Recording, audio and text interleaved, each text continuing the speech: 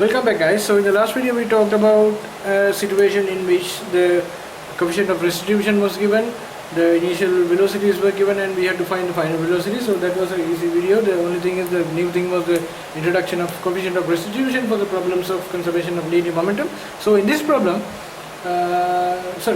first of all, I have been taking examples in which all the examples were examples in which the velocities of the objects were in a single direction, whether it's horizontal or whether it's vertical. It was in a single direction. It's not whether the objects are close to each other, objects are moving away from each other. The velocities for the whole sum was either in the horizontal direction or either in the vertical direction. So in this problem, in this video, I have been taking a new example in which the velocity of the objects are not either in the horizontal direction or in the vertical direction, and the velocities of two objects are perpendicular to each other. So I will be talking about the velocities of two objects which are angular to each other in another video. So in this video I will introduce the concept in which the velocities of the two objects are perpendicular to each other. So I will take the simple example like this. I will take a mass of 2 kilograms.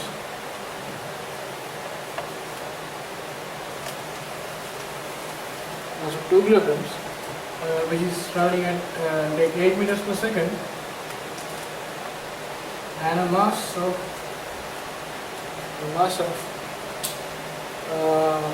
take 5 kilograms, which is initially traveling in this direction, horizontal vertical direction at 10 meters per second, and we have been given that this is an inelastic collision, so the two masses travel together. So the total mass of the system will be 7 kilograms, and we have to find the velocity and the direction. So I will take the velocity of this, which is 7 kilograms. Right? I will take a common arbitrary velocity and a direction. So this is, I will take v, and I will take the angle of theta. This is theta. Right? We don't know whether it's going in the horizontal direction or the vertical direction. But we can say that these two objects might go probably in an angular direction, because the initial velocities are not in the same direction, and the initial velocities are perpendicular to each other. So the final velocity would neither be horizontal nor would be vertical. It will be sometimes angular, sometimes it may be horizontal. So we have to calculate the value of theta and find that. And the problem is asking that to calculate the value of v and theta. So we can say, now if this is v equals theta, this final velocity of the object is v, and the angle between the final velocity and the horizontal is theta, we can decompose this velocity into the horizontal and vertical components. Because this is necessary, because now the only thing we can put here is the conservation of linear momentum, because the external forces, the total external forces on this object, on this composite, and before collision, so at the collision will be 0. So we can put the conservation of linear momentum, but this has been given as an inelastic collision, so we can't put the conservation of mechanical energy or conservation of energy, and we have not been also given the coefficient of restitution, so we can't use that as well. So the only thing we can use in this sum is the conservation of linear momentum. So to put conservation of linear momentum, if the velocities are not in the same direction, either horizontally or vertically, we have to find the velocities, the initial velocities and the final velocities in the horizontal or vertical direction. So the best thing actually to do is to decompose this velocity into a horizontal component and a vertical component. So I'll decompose this velocity. Now this is v and this is theta. This can be called v cos theta.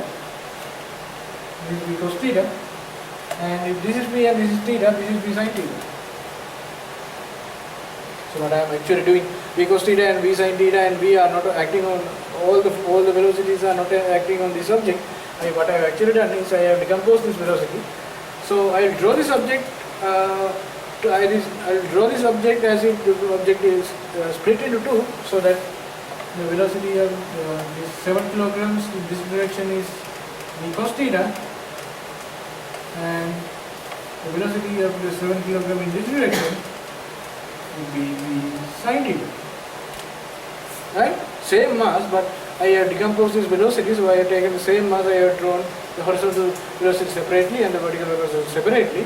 So we don't know actually whether the v cos theta is in this direction or in the other direction, or v sin theta is in this direction or in the other direction. So we have to find out whether the angle of theta and v. So we can now, since the total external force on this system is 0, we can put conservation of linear momentum. When we are putting conservation of linear momentum, we can put the conservation of linear momentum only around one direction. So what we can do is we can put the conservation of linear momentum in one direction first, that is in the horizontal direction, and the conservation of linear momentum in the vertical direction, and we can have two equations and we can find v and theta. So that's simple. So conservation of linear momentum in the horizontal direction, so the you can say pi equals pf, the formula equation, pi equals pf in this direction, right? Pi equals pf, right? So the initial initial horizontal momentum is only due to the velocity of 2 kilograms, which is 8 meters per second, and the momentum will be 2 times 8, 16 kilograms per meters per second. So that will be in this direction. 16 in this direction is equal to the final momentum will only be due to this velocity v cos theta, and we have the mass here 7 kilograms. So the final momentum will be 7 times v cos theta, 7 v cos theta.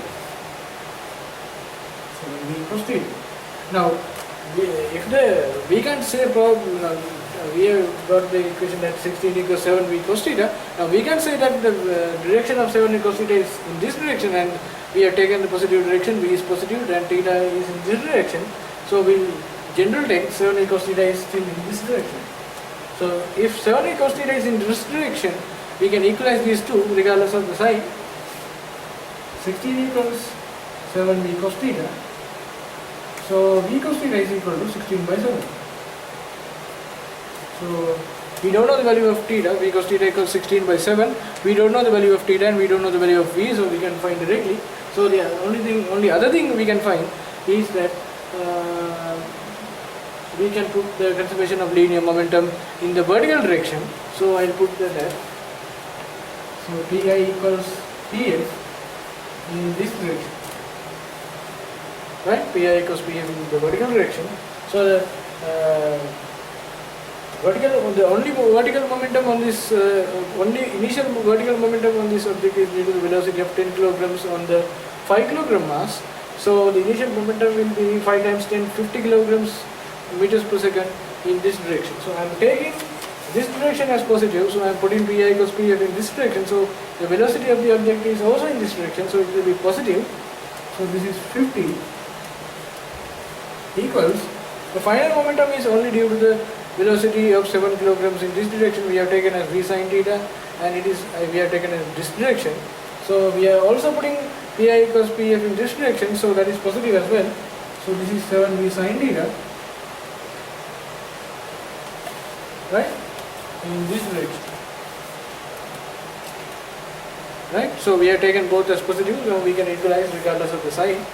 So 50 equals 7 v sin theta. So v sin theta equals 50 by 7. Now v sin theta equals 50 by 7. Now you know v cos theta equals 16 by 7 and v sin theta equals 50 by 7. Now we have to find v and theta. So there are two methods to find v and theta. So to find theta, the best thing is to divide v sin theta by v cos theta and then find tan theta and take the arc tan or the tan inverse and find theta. So to find v, there are two methods. That is either to find theta and then find cos theta or sin theta and then find v. So that may be sometimes dangerous, because if you have some, if your value of theta is inaccurate, so the value of v will also be inaccurate. So the best thing to do to find v is that you can square the equation number 1 and you can square the equation number 2 and add up those two. So when you square the equation number 1, you will have v squared cos squared theta here. V squared cos squared theta equals 16 by 7 whole thing square, and when you square the second equation, you will have v squared sin squared theta is equal to 50 by 7 whole thing square. Now when you add up these two, v squared cos squared theta plus v squared sin squared theta can be written as v squared times sin squared theta plus cos squared theta. since sin square theta plus cos square theta is equal to 1 by Pythagorean identities, so we can say that the left side of these two equations, the two additions, will be v square, and the right side will be a whole some number. So we will isolate the value of v square and then take the square root.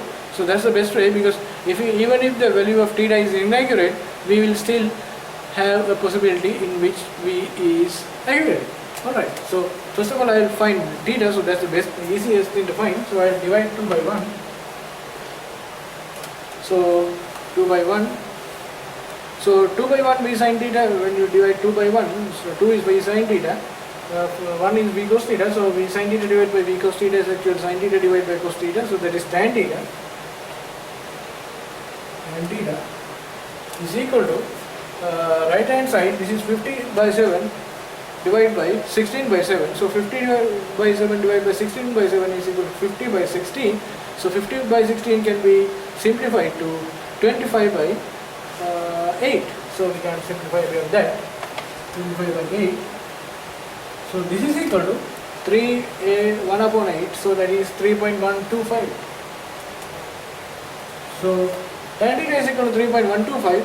So theta is equal to arctan or tan inverse 3.125. This is also equal to tan inverse. We can inverse we are given by arctan 3.125. So theta is that.